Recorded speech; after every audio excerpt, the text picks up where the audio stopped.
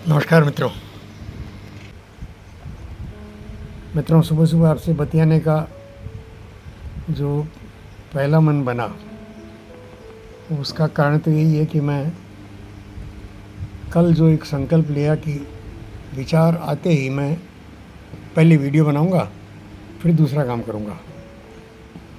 भूल जाता हूं, इसलिए मैं अपने उन विषयों को लिख लिया करता हूं। हालांकि अभी मैं वो विषय देख कर नहीं आया, लेकिन फिर भी इतना कुछ उन विषयों पर मंथन चला है कि मैं हर विषय पर कुछ न कुछ तो बात कर ही सकता हूँ। चूँकि मैं अपने वीडियो विषयवार ही बनाता हूँ, इसलिए अभी का विषय मेरा अगला जन्म ही सही। मेरे पिताश्री 75 वर्ष की अवस्था में उन्होंने देह छोड़ी थी और मेरे बारे में मेरे ज्योतिष मित्र या अन्य शुभचिंतक वो कामना करते रहे कि मैं और 10 साल इस शरीर में रहूं। अब 10 वर्ष तक मैं स्वस्थ रह सकूंगा, इसी तरह आपसे बात कर सकूंगा, ये मुझे लगता नहीं है मित्रों। क्योंकि आजकल मेरा गला जो है वो लगातार बैठता जा रहा है। मैं देखता हूँ कि ये एलोपैथी दवा का असर है कि मेरी कंठ की बोलने की शक्ति जो है वो लगातार क्षीण होती जा रही है और मैं बोल नहीं पाता हूँ। इसलिए जब बाहर से किसी को अपनी सहायता के लिए, भोजन के लिए, चाय के लिए बुलाना होता है तो मुझे चीखना होता है, ज़ोर से बोलना होता है और ज़ोर से मेरी आवाज़ तो सुन लेते हैं जो भी आसपास होता है, लेकिन वो उत्तर नहीं देते या देते भी है तो अपने अपने मन में देकर कि भाई उन्होंने जो मांगा है वो दे देते हैं। उत्तर देकर क्या करना है? ये जैसे घर में बूढ़ों की आवाज़ उपेक्षित होती है नियमतः, तो वैसा ही मेरे साथ और अपने ही घर में घटित हो रहा है। तो बाहर से मैं कोई अपेक्षा करूं, ये तो मुझे ज़्यादती हो जाएगी मेरी। तो क्रमशः मेरी अपेक्षाएं सबसे, परिजनों से भी और बाहर मित्रों से भी, वो ज़ीरो पर आ रही है कि ऐसी स्थिति हो गई कि मुझे किसी से कुछ भी कहने की, इच्छा प्रकट करने की, मांगने की ज़रूरत नहीं रही। ये एक बहुत अच्छी स्थिति बनी है। दूसरी अच्छी स्थिति बनी है कि मैं बहुत जल्दी भूल जाता हूँ। तो ये जो दोनों बातें हैं, ये दोनों बातें इस बात का संकेत है, इस बात की गारंटी सी लगती है कि मैं अब ये देह छोड़ने के लिए और मेरा काल आ गया हो। जैसे मेरे स्थूल इंद्रियां तो भले काम कर रही हों, हाथ पाँव, नाक कान आँखें, ये तो भले काम कर रही हो, त्वचा काम कर रही हो।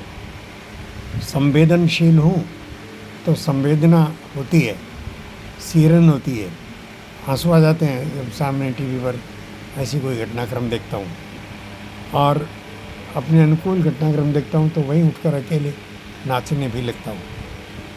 तो भावना प्रधान मेरा व्यक्तित्व, मेरी सोच भावना प्रधान।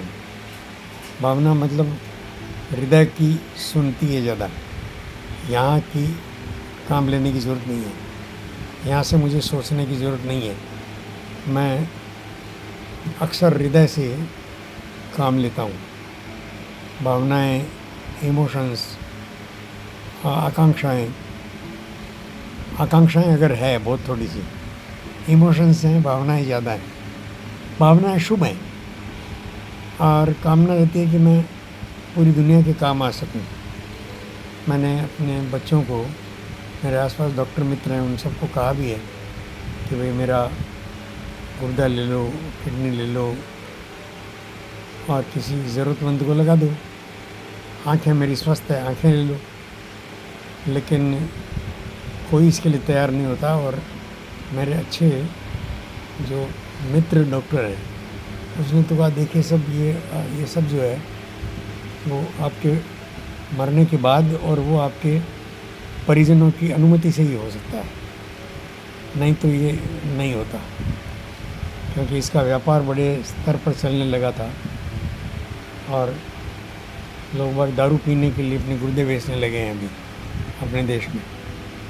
तो इसलिए इसका दुरुपयोग न हो तो सरकार ने ये नियम ही बना दिया कि भाई ये डोनेशन का काम जो है वो अंगदान का काम वो मरने के बाद ही किया जा सकता है और वो घर वालों की अनुमति से ही किया जा सकता है, उनकी बिना अनुमति के नहीं हो सकता। मेरे घर वाले अनुमति देंगे कि नहीं देंगे कुछ पता नहीं है मित्रों।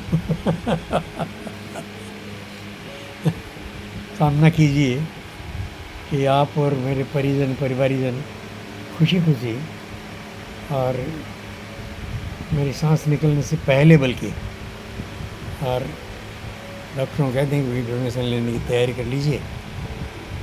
हमने इनको छोड़ दिया।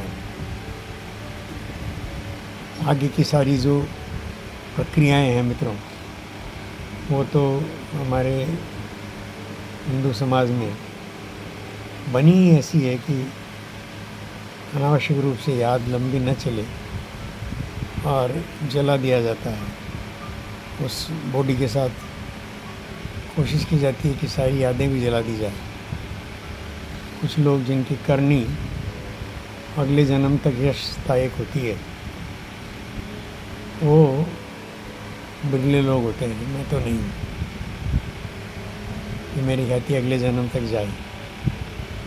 और मैं ये देखता हूँ कि ये कुछ अर्थों में सौभाग्य है, कुछ अर्थों मेरा सौभाग्य है कि इसी जन्म में जो भी लेन देन है जो इस जन्म में करने के लिए मुझे शरीर मिला था वो मैं पूरा कर जाऊँ और इस जन्म का बकाया आगे नहीं खींचना पड़े। तो मित्रों यही सब मस्तिष्क में चलता है। आपके साथ शेयर किया, भविष्य दिखता है, अतीत मेरा सारा अपनी आंखों में है। मैं बहुत यशस्वी, बहुत गरिमापूर्ण, गौरवपूर्ण जीवन जिया हूँ। 74 वर्ष का हुआ तो 3-4 वर्ष से तो मेरी यादें हैं स्पष्ट हैं, बल्कि कई बार याद अपनी माता के गर्भ में रहने की और उससे पूर्व माता के गर्भ में प्रवेश करने की भी बन जाती है दखना। शुभ शुभ मित्र, निकट का अतीत बताया और बहुत सुदूर अतीत में तो मैं ही राम, मैं ही कृष्ण, मैं ही बुद्ध, मैं ही महावीर, और मैं उन सब का विस्तार हूँ। मैं उन सब की भागीदारी करता हूँ उन सब के साथ। भविष्य मैंने निकट भविष्य आपके सामने कह लिया। नमस्कार मित्रों, बोला नहीं जाता।